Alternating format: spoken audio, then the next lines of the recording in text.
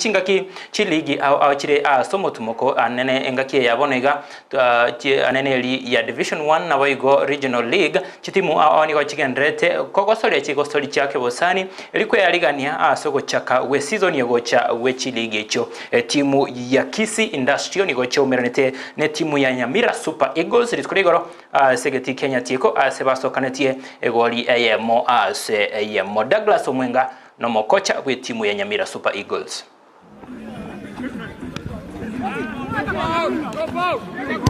Kwa majina anaitwa Douglas Omwenga, coach wa Nyamira Super Eagles.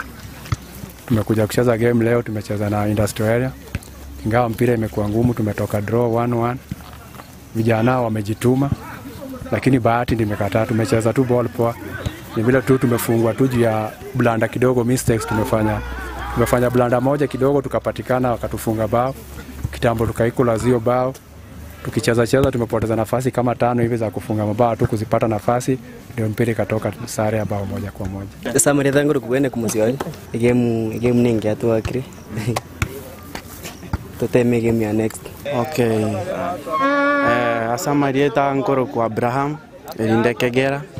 Mimi ni mchezaji wa Kisii Industrial, mimi ni captain. So kwa game ya leo kama Industrial tulikuwa tumejihami, tumecheza against Super Eagles, wanacheza Div 2, sisi tunacheza Regionals. So tulijihami na tumecheza hii game hapa.